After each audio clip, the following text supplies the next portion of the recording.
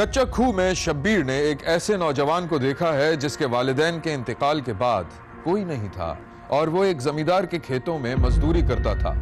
बड़ा भाई अपने छोटे भाई से इसलिए हसद करता था कि बचपन में वालिदैन ने छोटे भाई को चाहा और बड़े भाई को नजरअंदाज किया।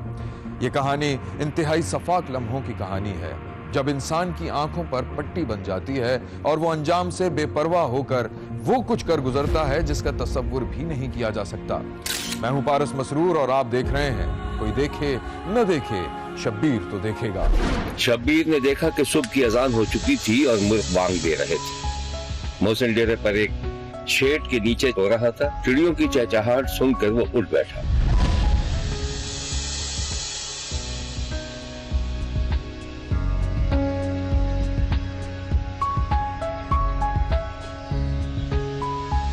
उसने इधर उधर देखा, कमर सीधी की, पांव से टटोल कर चप्पल पहनी और उठकर खड़ा हो गया।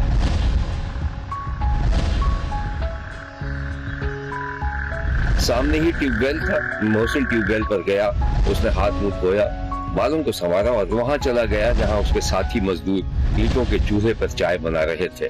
मोहसिन भी उनके साथ जाकर बैठ गया। ओ शैदू, आज तो बड़ी ठंड है यार। करीब आ जाओ चूल्हे के, चाय भी तैयार हो रही है। इधर चाय तो चाहिए। अच्छा ये बता, रात की रोटी है क्या? हाँ, रात की रोटी पड़ी हुई है। ये सेट तो हो गया बस। एक बात बता मोहसिन, तू रात को डेरे पे क्यों सो जाता है? इतना बड़ा घर है तेरा। तू भी खूब है यार।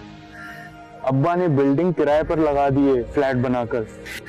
लेकिन तेरा बड़ा भाई तो बड़ी ठाठ में रहता है, दुकान पर भी बैठता है। हाँ यार बैठता है, उसके बीवी बच्चे हैं। मेरे आगे पीछे कौन है? मैं अकेला बंदा कहीं भी सो जाता हूँ। क्यों भाई शादी?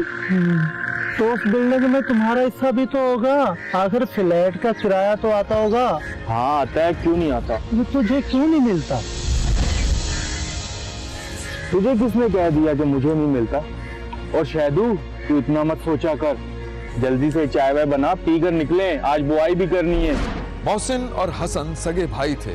वालिदैन का इंतकाल हो चुका था, जिसके बाद बड़े भाई हसन ने बाप की पूरी बिल्डिंग और 80 लाख मालियत की एक दुकान पर कब्जा कर लिया था और छोटे भाई से ताल्लुकात खराब करके उसे घर से निकाल दिया। जिसके बाद छोटे भाई मोहसिन ने एक जमींदार के पास मजदूरी कर ली थी और उसके डेरे को अपना ठिकाना बना लिया था। मोहसिन की कोशिश होती थी कि वो अपने भाई की ज्यादतियों के बारे में किसी को न बताए कि उससे खानदान की नेक नामी मुतासिर होने का खदशा था। एक दिन शब्बीर ने देखा कि मोहसिन अपने भाई के घर के सामने खड़ा था, जैसे किसी का इंतजार कर रहा हो। अचानक दरवाजा खुला और दो प्यारे प्यारे बच्चे चाचा चाचा कहकर दौड़ते हुए चले आए। मोहसिन ने दोनों को सीने से लगा लिया। मेरे चाचा, चाचा।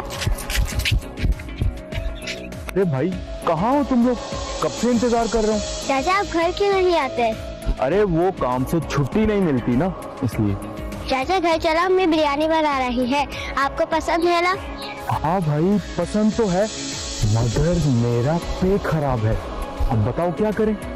चाचा मैं अपनी से कह दूंगी, वो आपको पैक करके दे देंगी। नहीं भाई, मैंने कहा ना मेरा पेट खराब है। अच्छा तुम लोग ये बताओ, आपस में लड़ते तो नहीं? ये लड़का मुझे अपने खिलौने नहीं देता। ये तो बहुत बुरी बात है। चाचा मैं बड़ा हूँ ना, मेरी मर्जी। ये कहाँ से सीख लिया तुमने, मेरी मर्जी? अब वो कह रहे थे अम्मी से कि चाचा को मैं कुछ भी नहीं दूंगा क्योंकि मैं बड़ा हूँ ना। आपसे वो बड़े हैं ना? हाँ भाई वो बड़े हैं, उनकी मर्जी। अच्छा अब मैं चलता हूँ, फिर आऊंगा। आप इतने दिनों में आते हो। बस अब जल्दी आ जाऊंगा ना, ठीक है? तुम लोग अपना ख्याल रखना, फिर मिलेंगे, ठीक है? खुश रहो, जाओ।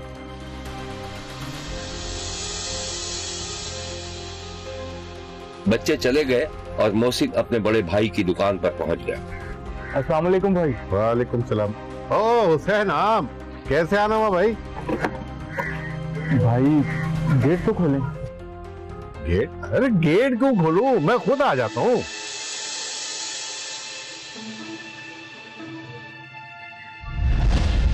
हाँ भाई छोटे, सुना जमींदार तो ठीक है ना तेरे साथ? हाँ भाई बहुत अच्छा इंसान है वो। मुझे 2 वक्त की रोटी मिल जाती है और क्या चाहिए। अच्छा अच्छा। आपकी दुकान तो बहुत खूब चल रही है। तो क्या नजर लगाएगा? नहीं भाई, भला मैंने अपनी दुकान पे क्यों नजर लगानी है? हैं? अपनी? क्या मतलब अपनी? ओ भाई, अपनी अपनी नहीं है, अब ये मेरी है, मेरी दुकान है। भाई वो मैं कह रहा था जब अगर आप मुझे भी कुछ दे दिया करें। 4 फ्लैटों का किराया आता है ना आपके पास? कितना किराया आ जाता है? तो तुझे पता नहीं है कि कितनी महंगाई है? कैसे मैं करता हूँ अपने घर का खर्चा पूरा, तुझे कहां से दूंगा? तो यार तुम पैसे लेने के लिए, हाँ अगर 150 चाहिए तो मैं तुम्हें दे देता हूँ। चलिए ले, तो ले ना। नहीं भाई, इसकी कोई जरूरत नहीं है मेरे पास। चलो ठीक है भाई, मैं चलता हूँ, मुझे मार्केट भी जाना है। हाँ ठीक है। मोहसिन का सीना उदासी से भर गया। बड़ा भाई बाप की सारी जायदाद तकरीबन हड़प कर चुका था, उस पर कब्जा कर चुका था, मगर अभी उसने 2 टोक अल्फाज में इसका ऐलान नहीं किया था। मोहसिन अपने बड़े भाई से तकरीबन मायूस हो चुका था। उस घर में सिर्फ उसके 2 प्यारे प्यारे भतीजे थे जिनकी मोहब्बत मोहसिन को खींच कर ले जाती थी, वरना मोहसिन ने फैसला कर लिया था कि वो बड़े भाई की तरफ मुड़कर भी नहीं देखेगा। जमींदार के डेरे पर कुर्सियां बिछी हुई थी जिन पर उसके 2-4 दोस्त बैठे हुए थे। मोहसिन भी वहीं था। चौधरी साहब मुबारक हो आपको, अल्लाह पाक ने बड़ी बरकत दी आपकी फसल में। यार ये मेरे मौला का करम है। और हाँ, इस फसलों को आबाद करने में मोहसिन ने बहुत मेहनत की। क्यों मोहसिन? अरे चौधरी साहब, ये तो मेरा काम है। और हाँ, मोहसिन का बाप बहुत बड़ा जमींदार था, उसका बेचारे का इंतकाल हो गया और उसकी सारी जमीनें इसका बड़ा भाई ले गया। मैं इसे बार बार कहता हूँ ये चला जाए, लेकिन ये जाता ही नहीं। मोहसिन, ये मैं क्या सुन रहा हूँ? ये तुम्हारा शरई हक है, अपने भाई से बात करो। अगर वो तुम्हारा हक तुम्हें नहीं देता तो हम दिलवाएंगे तुम्हारा हक। अपना हक नहीं छोड़ना तुमने। मैं भी बार बार इसे यही कहता हूँ कि चले जाओ यार, अपना हक तो लो अपने भाई से। सुन रहे हो मोहसिन? जी चोई साहब वो बिरयानी की देग लेकर अभी तक नहीं आया, तो मैं देखता हूँ। हाँ, चलो तुम देखो। अरे हाँ चौधरी साहब, भूख लगी है, खाना खिलवा दो। नहीं बस लग जा रहा है, ठीक है तुम जाओ बिरयानी लगा दो, ठीक है? जी चोई साहब। मोहसिन आहिस्ता आहिस्ता हिम्मत पैदा कर रहा था कि वो बड़े भाई से अपना हक मांग ले। 1-2 बार उसने दबे लफ्जों में अपने हिस्से का मुतालबा किया तो भाई ने बच्चों से मेल मुलाकात ही बंद करा दी। शब्बीर ने देखा कि मोहसिन अपने बड़े भाई के घर के नजदीक अपने भतीजों के साथ खेल रहा था कि बड़े भाई ने देख लिया और बच्चों को डांट टपट कर घर ले गया। चलो ठीक है, अब मुझसे रेस लगाओ। ठीक है चाचा, पहले मैं। नहीं पहले मैं। अच्छा ठीक है, पहले तो। चाचा मैं बड़ा हूँ ना, पहले मैं।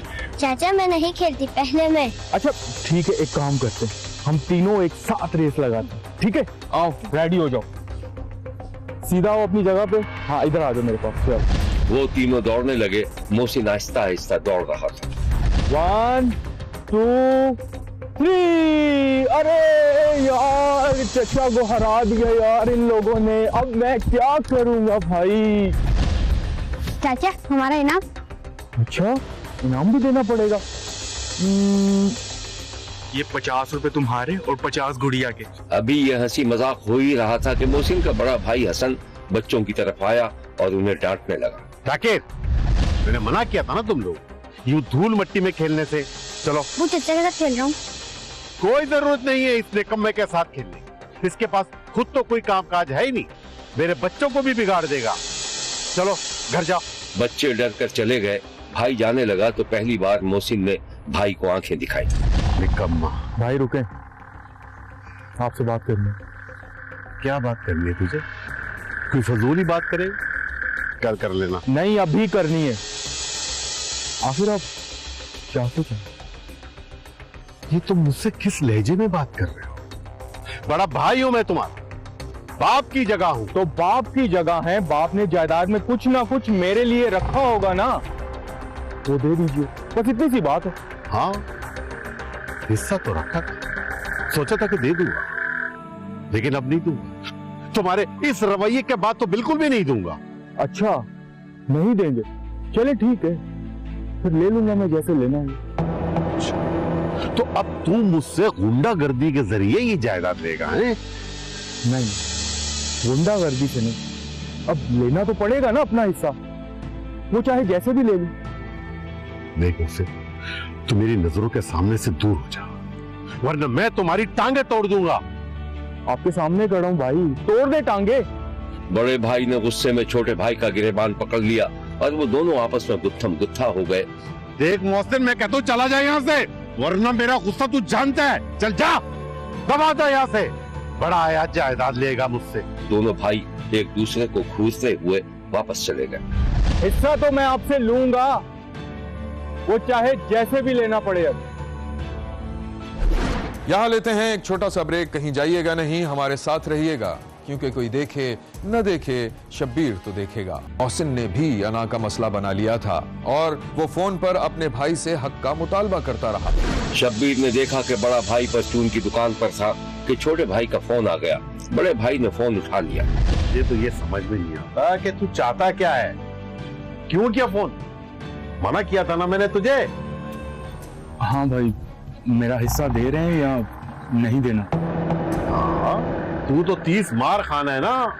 चल ले सकता है, अगर मुझसे तो ले ले। देख, ये आखिरी वार्निंग है। अब आइंदा फोन मत करना मुझे, आई बात समझ में? बड़े भाई ने कॉल काट दी और किसी गहरी सोच में चला गया था। वो खासा परेशान था, तो उसने जल्दी से दुकान बंद की और मोटरसाइकिल स्टार्ट करके अपने एक दोस्त के पास चला गया। वो दोनों कुछ देर तक आपस में सुलह मशवरा करते रहे। कैसे हो? तो क्या हाल है? खैर जी, तबीयत सही है? हाँ। और सुना, सब ठीक है? खेती बाड़ी सही हो रही है? सही हो रही है यार। देख, हक की बात है, छोटे का हिस्सा तो बनता है, तो क्यों हड्डमी पे लगा हुआ? खैरदीन, तुम नहीं जानते हो क्या चीज है वो छोटा। मैं तो उसे भाई भी नहीं मानता। और हाँ, अब्बा ने ऐसी कोई वसीयत नहीं लिखी जिसमें इस जायदाद में उसका भी कोई हिस्सा हो। सारी मेहनत मैंने अब्बा के साथ की है, दिन रात मैंने एक करके इस बंजर जमीन को आबाद किया है। वो आ गया, मुझे भी हिस्सा दे दो। अरे काई का हिस्सा है? मवाली ना जाने कहाँ का मारा मारा फिरता है, आ जाता जब दिल करता है कि मुझे हिस्सा दे दो। तुम उसके हिमायती क्यों बन रहे हो? तुम भी एक अजीब आदमी हो यार। तुम्हारी प्रॉब्लम का मेरे पास कोई हल नहीं है। बस तुम रहने दो, अब हल मैं खुद निकाल लूंगा। दोनों भाइयों के दरमियान शदीद दुश्मनी चल निकली थी, लेकिन एक ऐसा वाकया पेश आ गया जिसके बाद बड़ा भाई मोम की तरह पिघल गया और उसकी आंखों से आंसू निकल पड़े। उसे अपने रवैये पर पछतावा सा होने लगा। शब्बीर ने देखा कि थानेदार के पास किसी का फोन आया हुआ। ये पुलिस स्टेशन, आप कौन बात कर रहे हैं?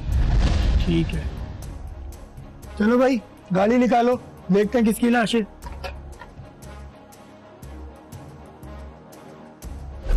लाश किसी और की नहीं बल्कि मोहसिन की थी। किसी ने उसे गोली मारकर कत्ल कर दिया था। मोहसिन के बड़े भाई को पता चला तो वो अपने छोटे बच्चों को लेकर थाने पहुंच गया। थानेदार साहब वो बर्बाद हो गए। मेरे भाई को किसने मार दिया, अभी तो कुछ पता नहीं चल सका। हमारे साथ जुल्म हो गया। मेरे भाई को किसने कत्ल कर दिया? मेरे भाई के कातिल कौन है? हमें इंसाफ दिलाइए इंस्पेक्टर साहब। बड़े साहब थोड़ा हौसला करें, सब्र करें थोड़ा। मुझे ये बताएं, आपको किसी का शक है? अरे इंस्पेक्टर साहब, मेरा भाई तो बहुत ही मासूम और सीधा साधा इंसान, उसकी तो किसी से कोई दुश्मनी भी नहीं थी। न जाने किसने मार दिया उसे। अब्बू, हमारे चाचा को किसने मारा? इंस्पेक्टर साहब, कातिलों को तलाश करेंगे और हमें इंसाफ जरूर दिलाएंगे। बेटा आप परेशान ना हो, आपके चाचा के कातिलों को ढूंढते हैं हम, ठीक है? आप बड़े साहब, आप भी इत्मीनान रखिए, बच्चों को लेके घर जाइए, इंशाल्लाह इंसाफ जरूर मिलेगा और इसके चाचा के कातिलों को जल्द अज जल्द गिरफ्तार कर लेंगे। इंस्पेक्टर साहब, मेरे भाई के कातिलों को गिरफ्तार करो, हमें कैफरे किरदार तक पहुंचाओ और हमें इंसाफ दिलाए। बेफिक्र इंसाफ दिलाए। थोड़ी भाग दौड़ के बाद पुलिस ने मोहसिन के कातिल को गिरफ्तार कर लिया था। पुलिस ने मकतूल के बड़े भाई को गिरफ्तार करके मुकदमा मकतूल के कजन की मुद्दत में दर्ज कर लिया था। ये ना 31/10/24 सुबह मुझे एक बंदे की कॉल आती है कि एक डेड बॉडी पड़ी है कब्रिस्तान मकबूलपुर में, नाम मुझे। तो मैं और मेरी टीम हम मौके पे पहुंचते हैं, जाके देखते हैं डेड बॉडी उल्टे में पड़ी होती है। तो मैं फौरी तौर पे कॉल करता हूँ अफसरान वाला को, उनको बस में देता हूँ और PSMC की टीम को कॉल करते हैं। वो मौके पे आ जाते हैं, थोड़ी देर बाद हम उसको सीधा करते हैं। तो वो जो डेड बॉडी होती है ना, उसकी हम शनाख्त पहले हो जाती है कि ये मोहसिन जुग्गी है लड़का, ऐसी। तो उसके बाद PFS अपना काम करती है, फिर हम उसको शिफ्ट कर देते हैं DHQ पोस्टमार्टम के लिए। पोस्टमार्टम होने के बाद उसके FIR लॉन्च कर देते हैं उसके भाई की मुद्दत में 302 की मामूल मुजमा के खिलाफ। इसके बाद मुझे साहब की गारज आती है DPO साहब की कि आपने ये 24 घंटे के अंदर उसको ट्रेस करना है। तो मैं और मेरी टीम हम इस काम पे लग जाते हैं, हम CDR लेते हैं, IT से मदद लेते हैं। तो उसमें हमें एक छोटा सा क्लू मिल जाता है कि ये अपना मुलजमान इस मकतूल के साथ शाम को इकट्ठे देखे गए। तो हम इन पे रेड करते हैं। एक लड़का जो वकार है वो पकड़ा जाता है खाने वाल से, वो तैयारी करके बैठा होता है शहर छोड़ने की, उसको पकड़ते हैं। फिर अलविदा और अली लड़का है मुलजम है, उसको पकड़ते हैं, उनसे इंटरोगेशन करते हैं। वो बताते हैं कि ऐसे ऐसे हमने इसके भाई के साथ जो अपना मुकदमे का मुद्दई है हसन, उसके साथ हमने इसको मिल के मारा है कब्रिस्तान में। हमने तकरीबन शाम के 6:30-7 बजे के करीब हमने इसको मारा। तो उसमें ना ये बात सामने आई है कि जो इसका सगा भाई हसन है तो पहले मुद्दई था, अब मुलजम बन चुका है, तो उसने इसको मरवाया है। ये लड़का जो मकतूल है, जो कत्ल हुआ है अपना मोहसिन, ये थोड़े से अय्यार का मालिक था। तो वो कोई काम नहीं करता था और अपने भाई से पैसे मांगता था, हर आए दिन ना मुझे पैसे, मुझे खर्चा दो।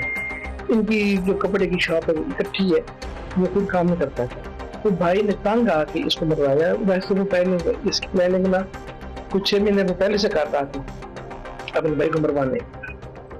तो वजह यही सामने आई है कि बाकी उसके भाई के नाम और प्रॉपर्टी भी थी, जो दुकान थी वो दोनों भाइयों के नाम थी, और जो कार्य का है सिटी में भी दोनों भाइयों का नाम। मोहसिन अपने बड़े भाई से 5 साल छोटा था, उसकी शादी भी नहीं हुई थी। वालिद की भी आंख का तारा था, जिसे इस बात का अंदाजा नहीं था कि जायदाद हड़प करने की लालच में बड़ा भाई अपने ही भाई का खून करवा देगा। देखते रहिए, क्योंकि कोई देखे न देखे, शब्बीर तो देखेगा।